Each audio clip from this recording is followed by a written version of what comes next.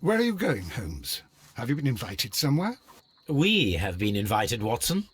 We have. Where to? To the Baker Street Irregulars' annual dinner. They sent us an invitation. It is on the table. A dinner? How could those street urchins afford anything like that? I can't understand your interest in them, Holmes. They're dirty. They wouldn't hesitate to steal your wallet. Watson, you should be excited. It is a secret dinner. Its location changes every year. Read the menu. Sounds mouth-watering. All right. We, the secret police of Baker Street, invite you, Sherlock Holmes, and Dr. Watson to our annual dinner. Menu, entree, frozen rat head salad. Is this a joke? Not at all. Pray continue.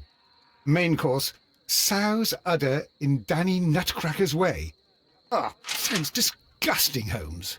Hedgehog goulash. Street turnips in homemade juice. And it goes on. I can hear them on the stairs now. Well, we can't go there. We can't eat that. Watson, you'll hurt the feelings of those poor children. We have to go. Oh, Mr. Holmes. It is fine, Mrs. Hudson. Mr. Holmes! Wiggins, Dr. Watson is getting ready. He will be delighted to join us. You don't look well, my young man. Is there something wrong? Don't tell me the dinner is cancelled. Mr. Holmes is my brother Leighton. He's in a prison cell. They say he's killed 2 men. You have to help us, Mr. Holmes, because I know he didn't do it. Where is he now? From what I've heard, they took him to the yard, and they gave him a good beating already. You know what they're like. They'll hang him. They won't look any further. Holmes, we have to help him. Well, and forget about the dinner? Wiggins, I'll take the case. You're fantastic, Mr. Holmes. I'll be waiting for you at the crime scene. You'll be there, right? It's on Half Moon Street in Whitechapel. Very well.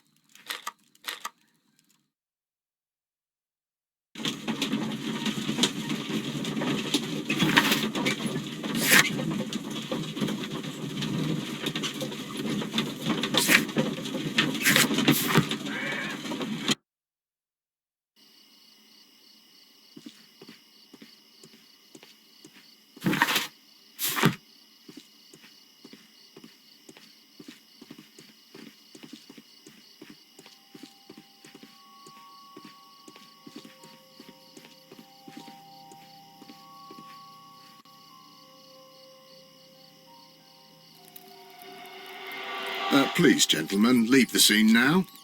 Oh, Mr. Holmes, is that you? Good evening, Constable... Constable Marrow. I was here with Inspector Aberline during the Ripper case, Mr. Holmes, back in '88. But then this is nothing like that case. With this one, we've got the murderer, the weapon, and the statements, which speak for themselves. Of course, Marrow. But you know that appearances can sometimes be deceiving. Who were the victims? The 2 men here, both shot. The stab fellow was Brian Vercotti, a well-known ruffian. The other, Kenneth Butler, a jeweller by trade. You spoke of statements. You have witnesses? Well, I was there, so I gave my own statement. And then there were two other witnesses who said they saw the killer Chapman. Mr. Turner, a gentleman who lives in that flat over there. And Polly Powell, a flower seller, who was over at the far side of the street. So, Constable Marrow, I should be delighted to hear your testimony. I was standing at the north side of Half Moon Street. That was the side that you came from. But you would have been unable to observe this part of the street, where we are standing now. That is correct. But I saw the two victims slowly enter Half Moon Street, and then shortly after, the fireworks started.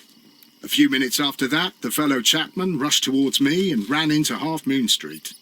Please continue. I didn't pay attention, but suddenly I heard a woman's cries and police whistles on the other side of Half Moon Street. I rushed over there and I saw the two dead bodies on the ground. When I reached Whitechapel Street, I saw Leighton Chapman. He'd been caught by two police constables. Did you hear the shots? I didn't hear any shots. The fireworks were all over the sky. They were so loud I couldn't hear anything else. What were the fireworks in honour of, Constable? Well, today's Queen Victoria's birthday, Mr. Holmes. Ah, yes, I appear to have lost track of the days. It is May now, of course.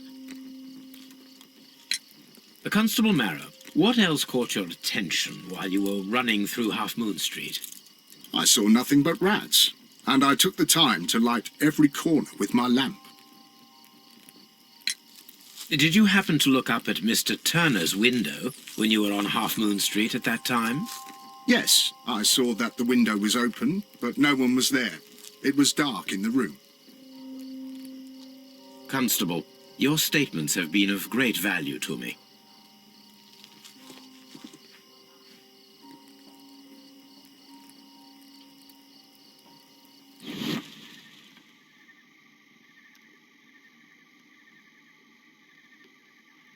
A piece of wood that has stuck between the cobblestones.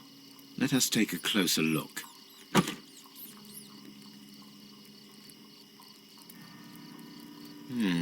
This shard of wood is quite new. The bullet struck his head. This man didn't stand a chance.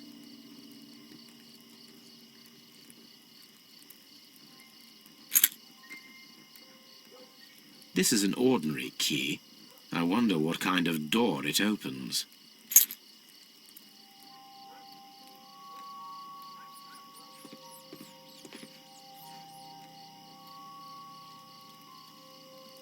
He tried to stop the bleeding with his hand. Death was not instant. The bullet penetrated his stomach, a dreadful wound. A tattoo from Westgate Prison. Vercotti must have done some time there.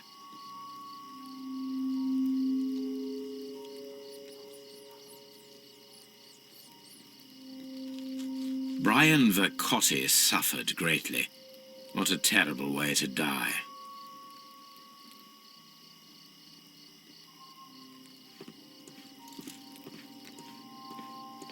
It would be my pleasure to assist you with your investigation.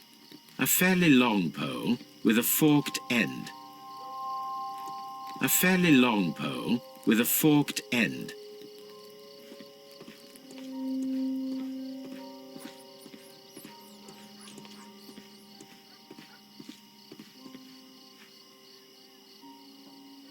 Good evening, Mr. Turner. I heard Constable Marrow reply to you as Mr. Holmes. Are you that detective gentleman? I've heard of you. And well, I know things about this evening. Excellent. Might we hear your story?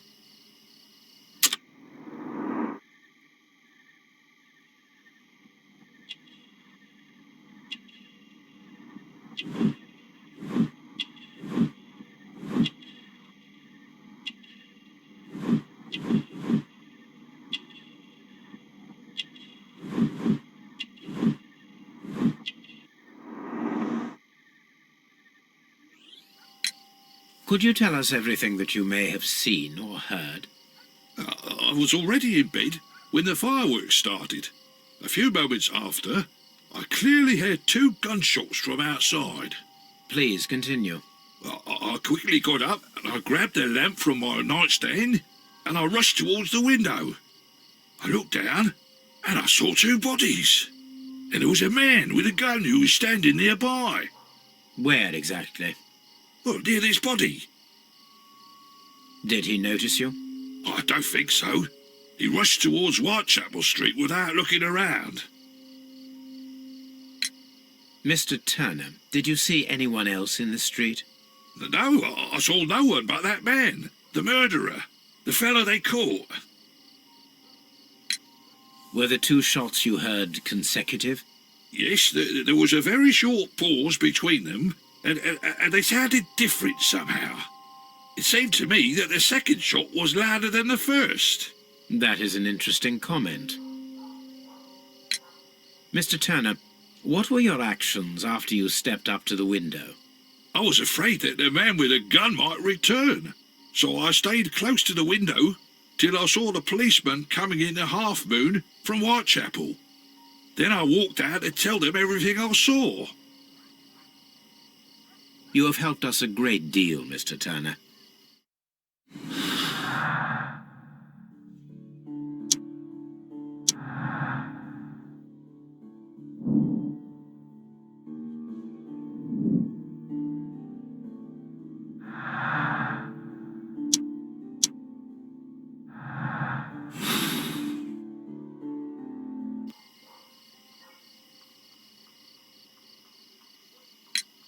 Mr. Turner, you have stated that you remained close by your window after the crime, is that correct? Oh, yes, Mr. Holmes. I stayed at my window until the policeman arrived to examine the dead bodies. That is very interesting, Mr. Turner. Constable Marrow stated that he did not see anyone at the window when he was running through Half Moon Street. Well, I think Constable Marrow and me, we might have been distracted by the whistles and shouts coming from Whitechapel. We could have missed each other somehow. You understand what I mean? It was a bit of a stressful moment, to tell you the truth, sir. Allow me to form my own theories, Mr. Turner. Would you mind showing me the view that you had from your window? Not at all, Mr. Holmes. Please, follow me.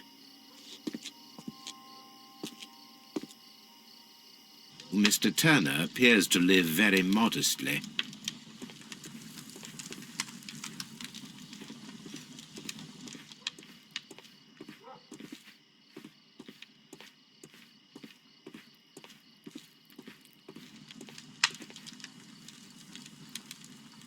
The books on this shelf are in a mess. It looks as though Mr. Turner was trying to find something in a hurry here a short while ago.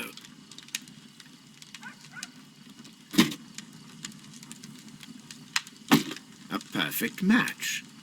So, Mr. Turner broke his stick when it became stuck between the cobblestones. He did not mention that he was so near to the victims.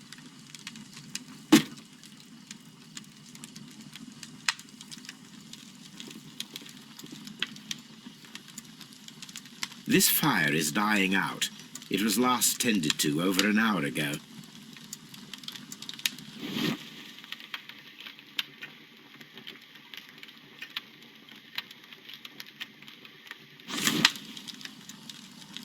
The papers are almost entirely burned.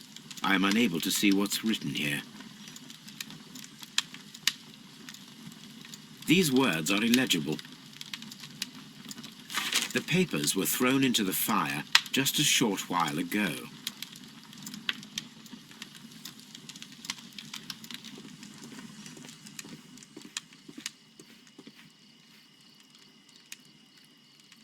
This kitchen knife is quite sharp.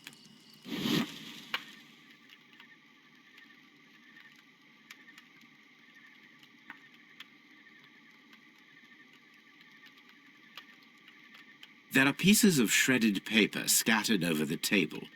This kitchen knife was used to cut the paper.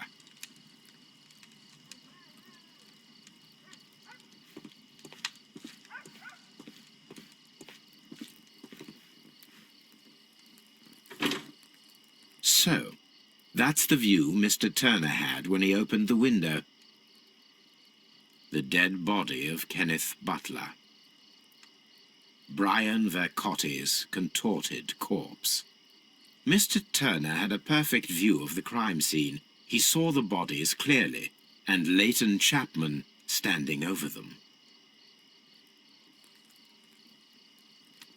Anything else you would like to know, Mr. Holmes?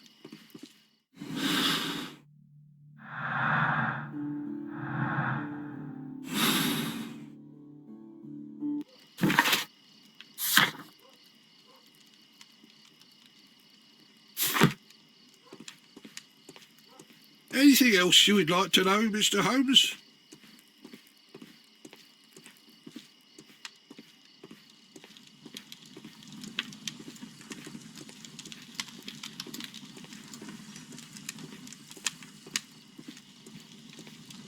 Mr. Turner was roused from his bed by the sound of gunshots.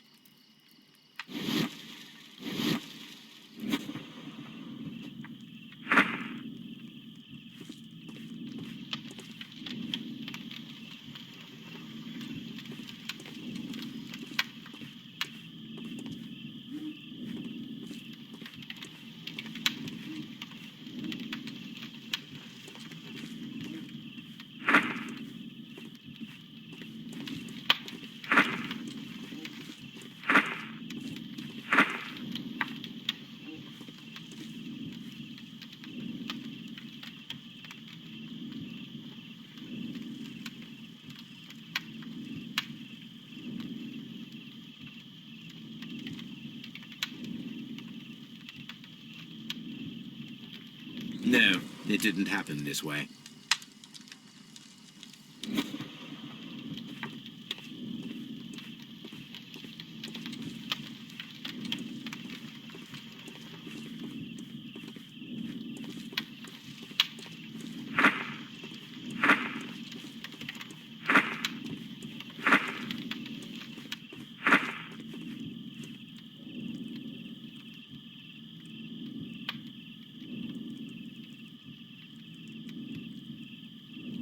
No, it didn't happen this way.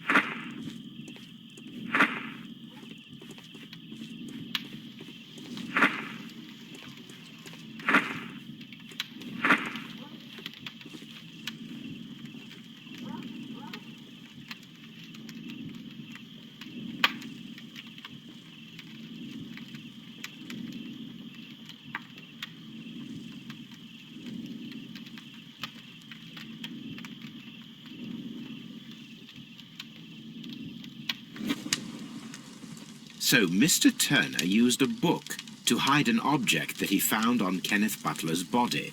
The question is, what did he find?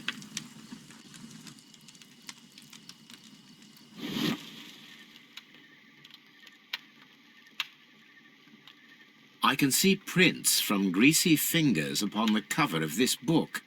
Let us take a closer look. Well now, what a find! A precious jewel concealed inside a book. A bracelet with a unique ram's head design, a distinctive feature of ancient Grecian artifacts, probably of the Hellenistic era.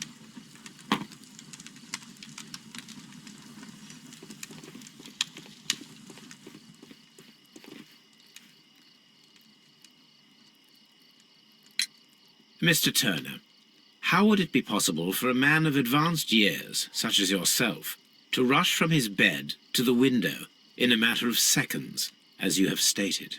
Well, I'm able to move very quickly, despite my age. And when the situation requires it, Mr. Holmes.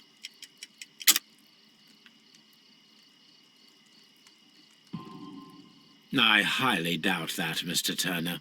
I observe that you suffer a severe limp due to your injured right leg. It would have taken at least 10 seconds for you to approach the window. That means you could have easily missed something or someone in Half Moon Street during that time. You're right, Mr. Holmes. I could have missed something. But it did seem to me that everything happened so quickly. Oh, time can pull tricks on you. And what of everything else that you told us? Mr. Turner, it is vital that we have your complete and true statement.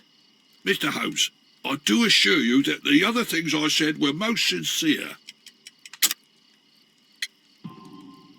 Mr. Turner, you were not sincere with me. Not then, and not now. But Mr. Holmes... This, Mr. Turner, does not look like anything that a poor man might possess.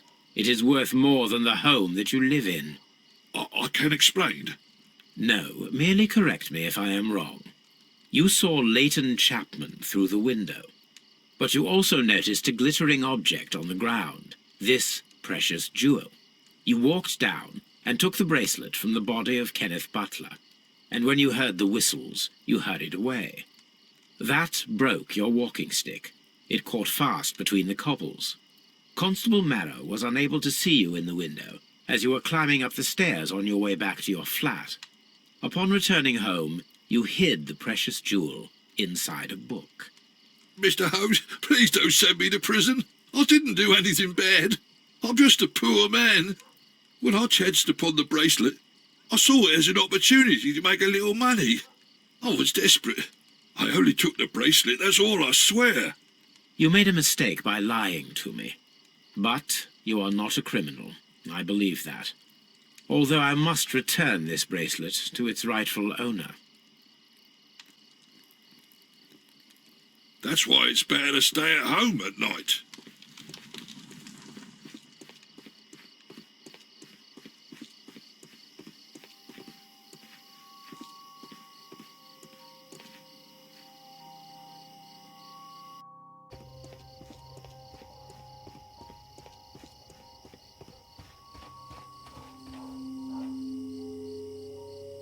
Mrs. Powell? What do you want? My name is Sherlock Holmes. I'm assisting the police with their investigation of the crime that took place this evening. Well, I've already gave my testimony, but very well. Could you tell us everything that you may have seen or heard? Yes. I was selling my flowers as usual, and then the fireworks began, in honour of Queen Victoria. I enjoyed those. But then, all of a sudden, a young lad ran out of Half Moon Street and stopped just by me. He had a gun in his hand. He was like a ghost, and all covered in blood. It was dark, but I could see him, because of the flashes from the fireworks. And then? I screamed as loud as I could. I knew that a policeman should be on duty in the vicinity. He had no time to escape. 2 constables got him. Then another constable came out from the very same street, and I heard him talking of a horrible murder. Mrs. Powell, did you hear the gunshots? I'm not sure. You know, what with the fireworks? Did you see anyone else leaving Half Moon Street, prior to or at the time of the crime? No, sir, I did not. Even with all the fireworks, I was very attentive, as I'm always on the lookout for customers. Such a young man, and already a murderer. I'll do anything to save my brother, Mr. Holmes. It would be my pleasure to assist you with your investigation. I'm always wondering what...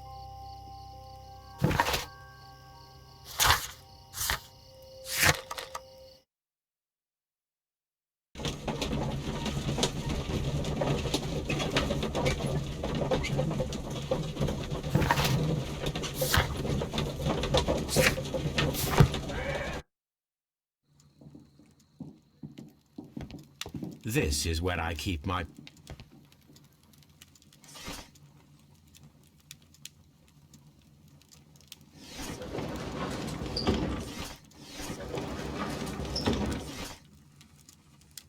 That is not the one I need.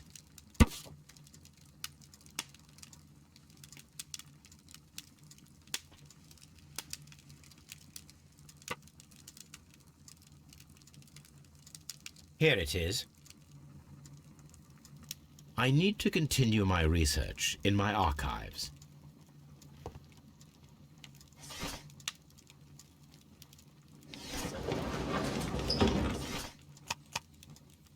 That is not the one I need.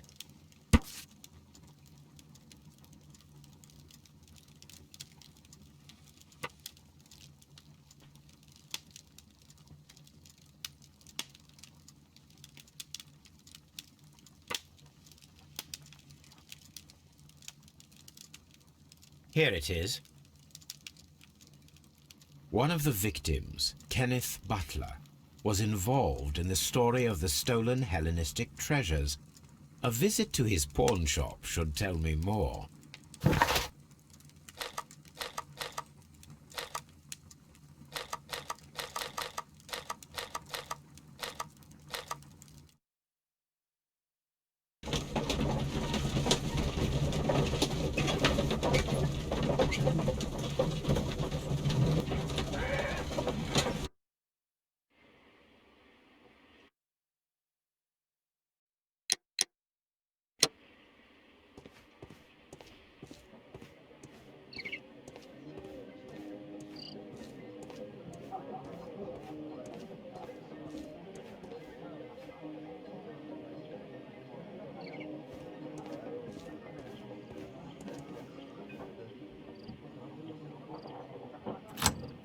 Mr. Butler's key matches the lock perfectly.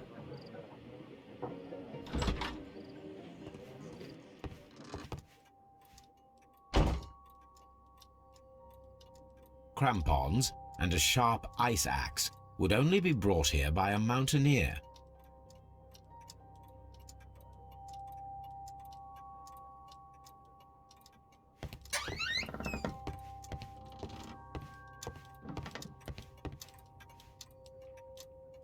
A flare pistol. Perhaps it was pawned by a destitute sailor.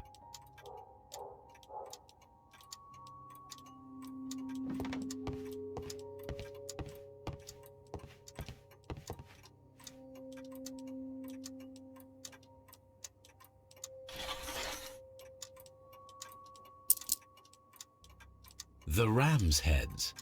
This necklace belongs to the 5 Rams of Mittelin collection. Interesting. That means that Kenneth Butler owned a part of this collection all this time, 10 years after the theft.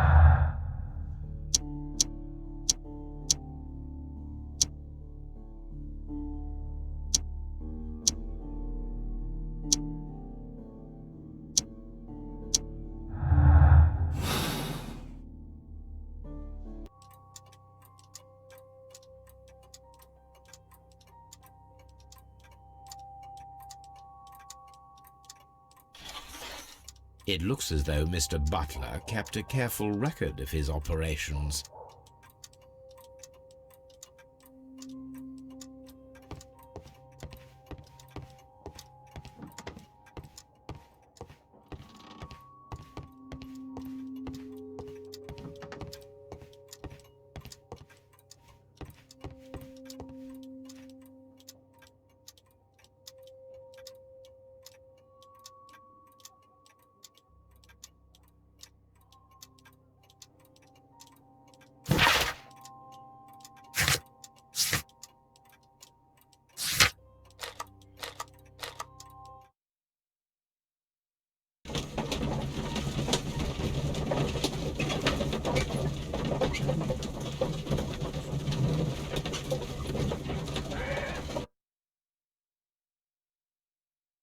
Mr. Holmes, whatever brings you here so late at night? I'm interested in the case of young Leighton Chapman. He was arrested earlier this evening and accused of a double murder. I beg your pardon? That case is quite clear to the police. Or are there any new facts that we don't know about? Who knows, Inspector? Look, you are free to investigate, of course, Mr. Holmes. Chapman was arrested with a revolver in his possession, which you can find in the evidence room. The suspect himself is in custody. Did you find anything else on his person? A few personal belongings. Nothing particular, Mr. Holmes. Thank you, Lestrade.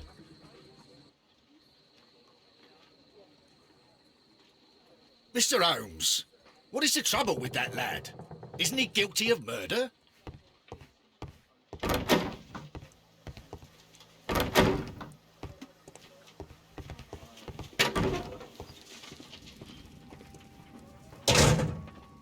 So this is the gun that Leighton was holding when he was caught by the police. It is a Webley revolver, a reliable weapon. It seems as though the shells were not removed from the cylinder.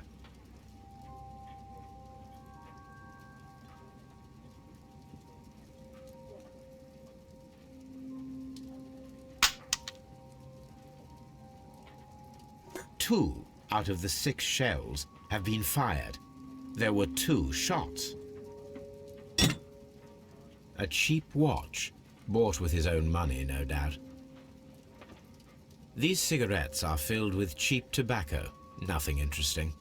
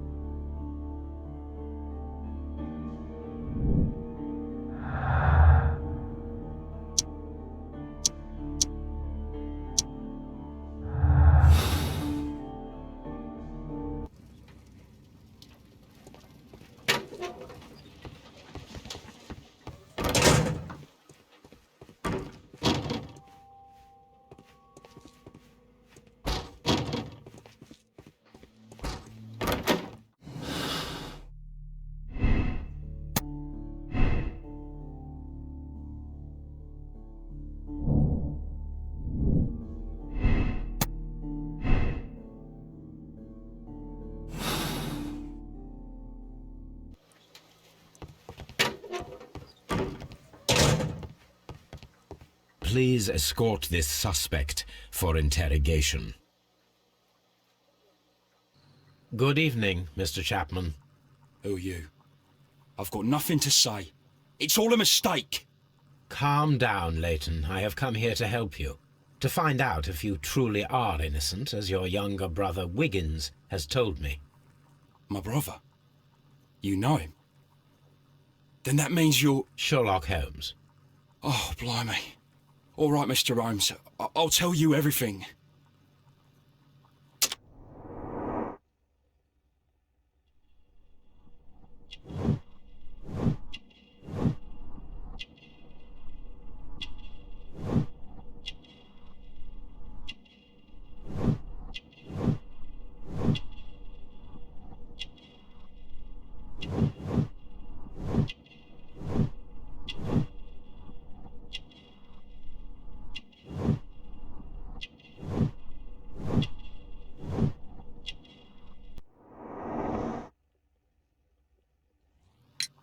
Good. Tell me your account of what happened. I left my work and I hurried up to see the fireworks in Whitechapel. I was late, so I decided to cut through Half Moon Street. I saw the first fireworks light up in the sky. I bumped into a constable on a corner before entering Half Moon. Then suddenly, what with all the firework flare, I saw 2 men. They were both lying flat in the middle of the street. I stopped where I was. I thought about turning back to the police, but as I was thinking of that, I saw a third person. He was leaning over the body that was furthest from me. The second I saw him, he raised his head and he stared at me. In a flash, I saw his gun, but he made a dash for it instead and he escaped through Whitechapel Street. So you might still have had time to return to the constable. I panicked. I didn't know what to do. Anyway, I approached the bodies just to see if they were still alive. I saw that one had blood pumping out of his stomach. He was dying. It was horrible. The second one was already dead. He had a hole in his head. He was holding a gun in his hand though. I took it, and then I followed the third man. Interesting. Pray, continue. I turned a corner, and I saw the man standing in the middle of the street. He seemed to be in some sort of panic. And then, Mr. Holmes, something strange happened. I told the police and they laughed at what I said, but I swear to you, my words are true. I started running towards him. But then I was blinded by a flash. It was so bright that I hardly saw anything for a good dozen seconds. But I kept running forward. As I arrived in Whitechapel, I heard a woman screaming. And then I was caught by the police. But there wasn't a trace of that man. Of course, then they found a gun and all that blood. I couldn't see the murderer escaping and all that mess. Perhaps I was still half-blinded at that moment. A thrilling account, my young man. Leighton, are you able to describe the person whom you saw standing in Half Moon Street? Well, I wasn't able to see his face at all. It was too dark, and he was too far away.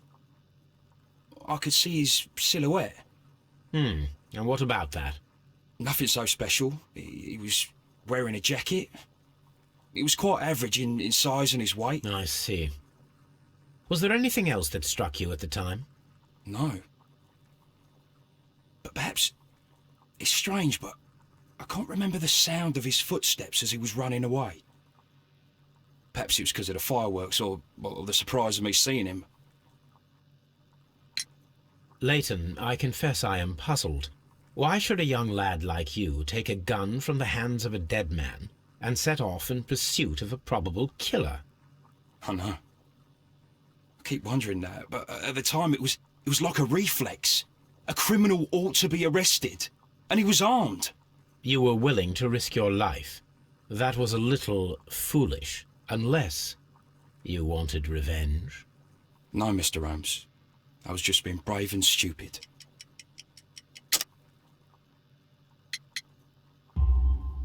I'm sure that you were, but I believe that you may have recognized one of the victims, Brian Vercotti. You knew that gentleman well, did you not? However could you know that? You have a typical tattoo of the Westgate Brotherhood upon your hand. I observed exactly the same mark upon Mr. Vercotti. You came to know him from your sharing a past prison sentence. Am I correct, Mr. Chapman? Oh, God. You're right, Mr. Holmes. Would you tell me a little about Brian Vercotti? We were convicted for a robbery. Once in prison, both of us joined one of these fraternities. During that year, we tried to help each other out, you know? You were quite young then, I believe. Yes, Mr. Holmes, we were. We'd only stolen a pound of meat. After we were released and when I saw what my little brother had become, I decided to work towards living an honest life. And Vercotti? He had a hard time. His sister had died in a Whitechapel dispensary while he was in prison. He had no family anymore. Our paths split. He fell back into crime. So you lost him? Yes. And for around 2 years, I heard no news of him at all. We shall see you soon, young man.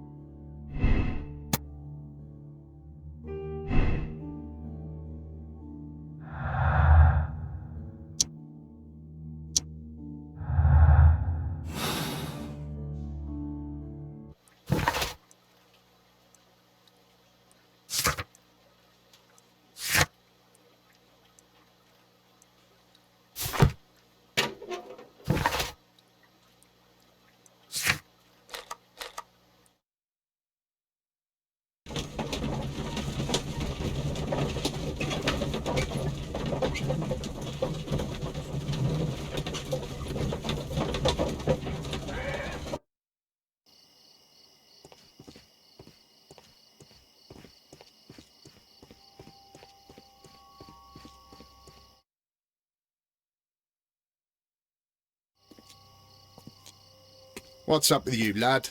What are you waiting for? I'm waiting for my brother to be released. Your brother? The one that you caught, beat up and imprisoned. Ah, the murderer. He ain't killed no one, copper. Watch your mouth, lad, else you'll be joining that worthless brother of yours.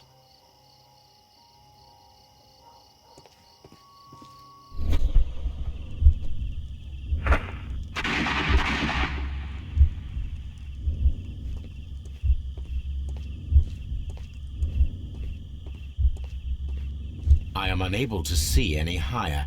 I need to find something to lift my lamp.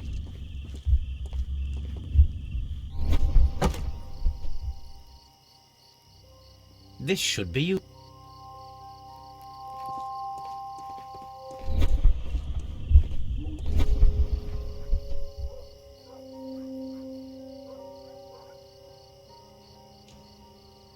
Nothing interesting here.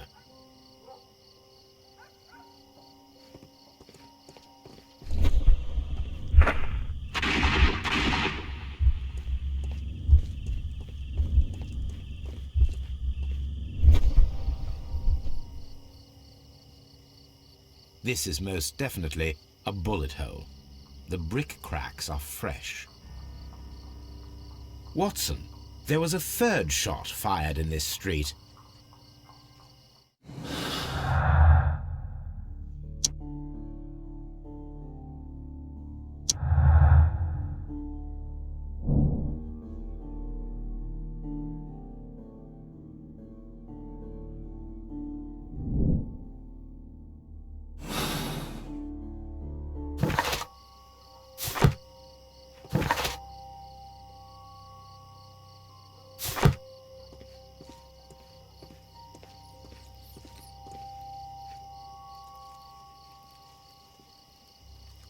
Constable Marrow, I would value your assistance in this investigation.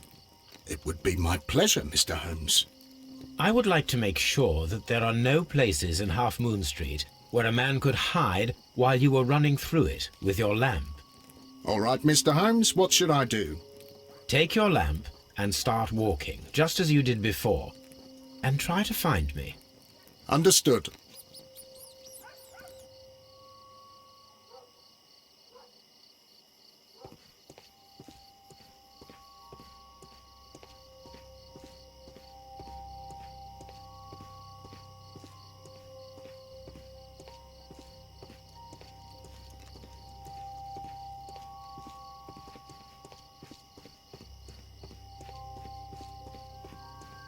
No, this is not how I walked at the time of the crime. I was more attentive.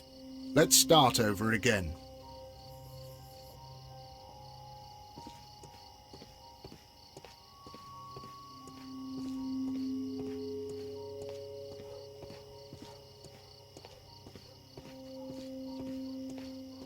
I can see you very well, Mr. Holmes. All right, Constable. Let's try again. I'll find another place to hide.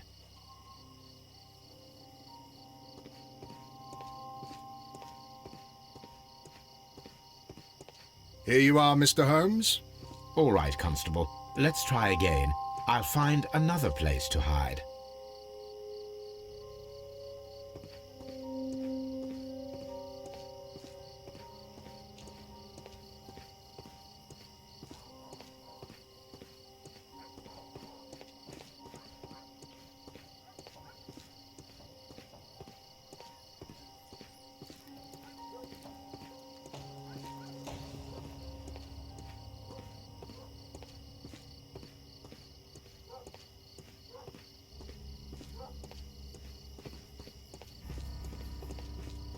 No, this is not how I walked at the time of the crime. I was more attentive. Let's start over again.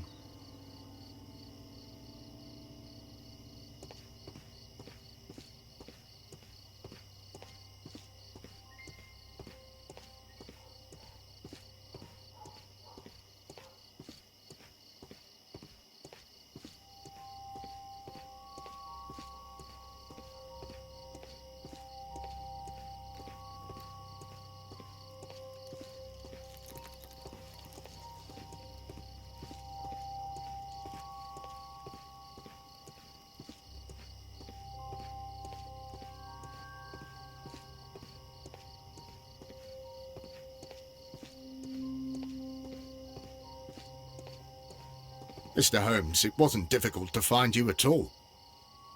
It is obvious now. No one could escape Constable Marrow's lamp while hiding in the street.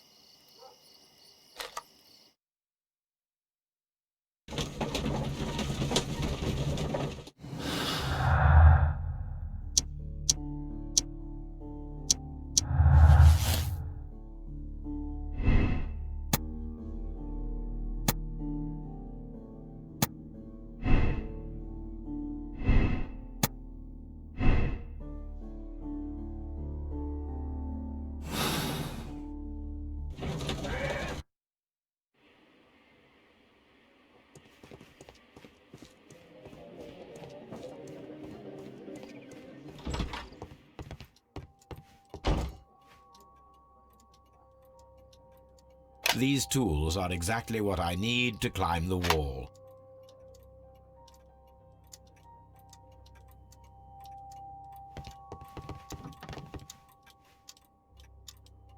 This is exactly what we need in order to imitate the flash of the fireworks.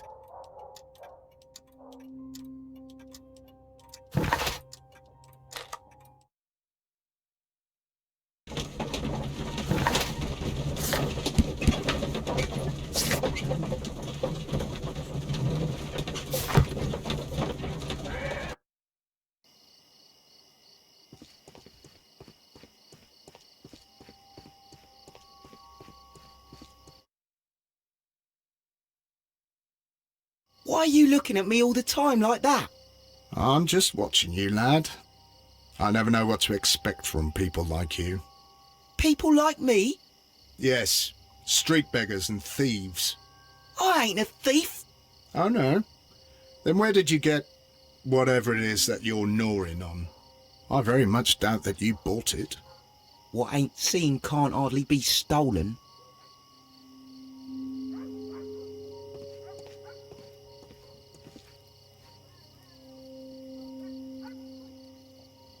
Constable Marrow, Watson, I would like to perform another kind of reenactment with your help. I'm listening, Mr. Holmes. I want to check if Leighton's testimony can be trusted. If someone could vanish into thin air at a specific moment. But Holmes, I don't see how. I am going to be the mysterious gentleman whom Leighton followed. I will stand exactly where he saw him before he was blinded by the flash. Watson, you will be Leighton. When I fire the signal flare, you should start to chase me. I understand, Holmes. You, Constable Marrow, just play your part and do exactly as you did. Just, please, wait 5 seconds after the signal flare. I doubt that Polly Powell would have screamed any earlier. As you say, Mr. Holmes. Let us begin then. Catch me if you can.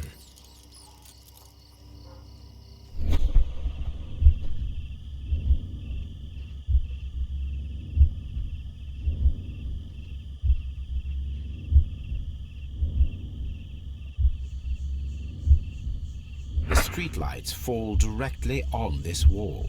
Not an ideal spot to escape the crime scene. It is also directly in front of Polly Powell. The moon illuminates this wall. Anyone trying to climb it would be easily spotted by Constable Marrow. This wall is cast in shadow. It would be difficult to see anyone scaling it.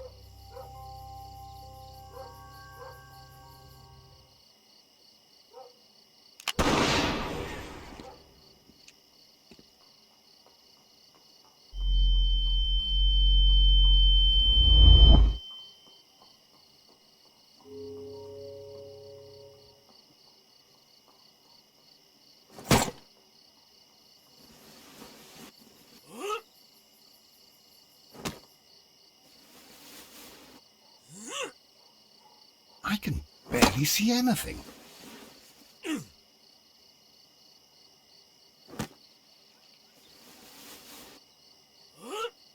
Holmes?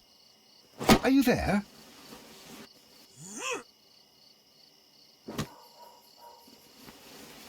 Where is he? My God, a man can't just disappear like that.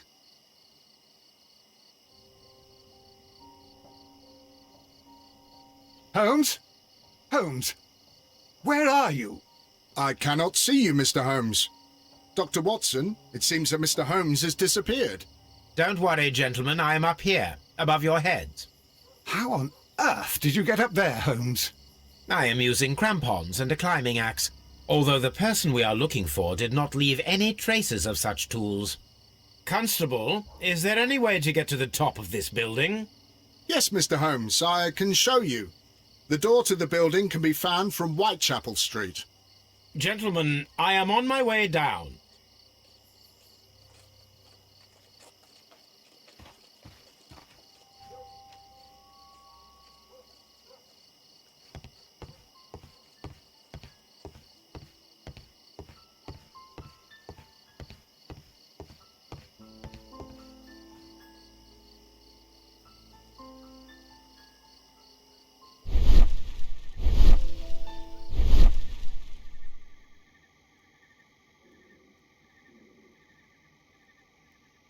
Cluster of thick black threads.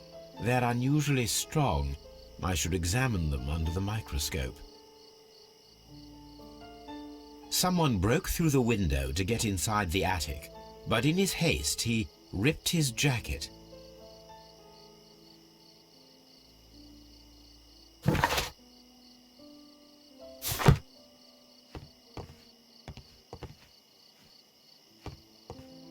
These shards of glass are from the window above.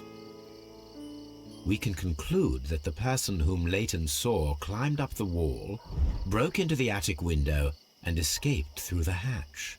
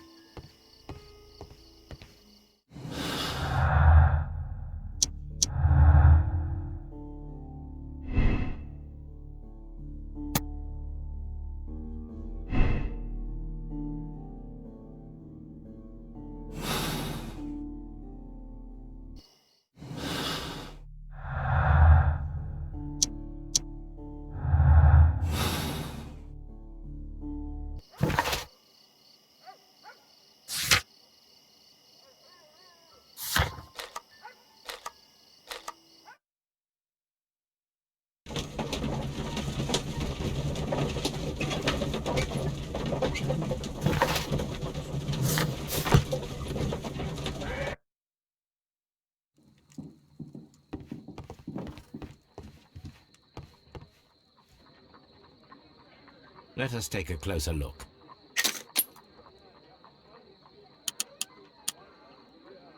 It is not a thread, but a hair. I very much doubt that it is human. I need to compare this sample with a human hair and a horse hair. A shaving brush is usually made from horsehair. Watson, could you please pass me your shaving brush? Here you are. Watson, look, what's outside the window?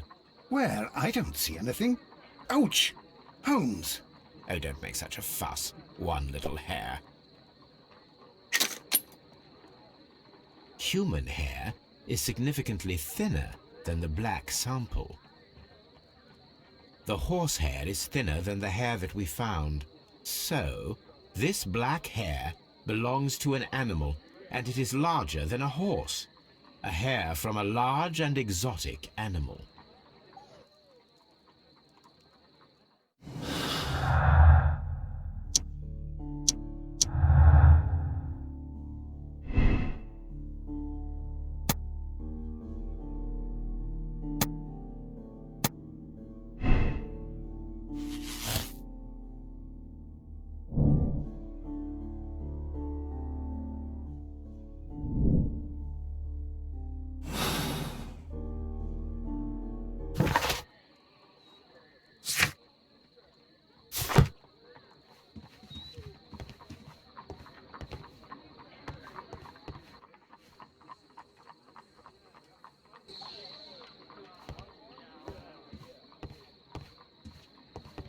Wiggins is currently at heart.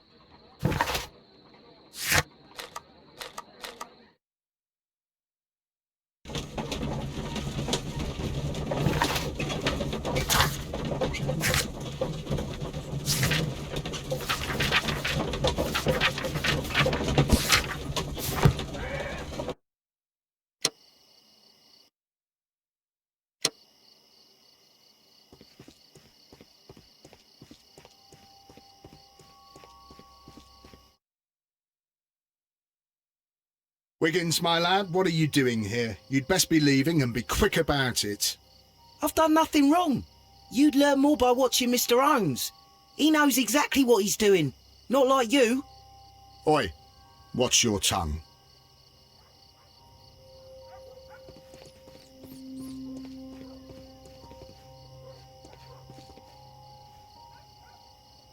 Mr. Holmes? We have good news for you, Wiggins. The investigation has proven very interesting so far. We found facts and details that confirm your brother's innocence. I knew it, Mr. Holmes. But for now, Wiggins, we need your help. Anything you like, Gov. I need you to locate a circus that has stopped over in London. It needs to have disposed of at least one exotic animal, a very large one. You can count on me, Mr. Holmes.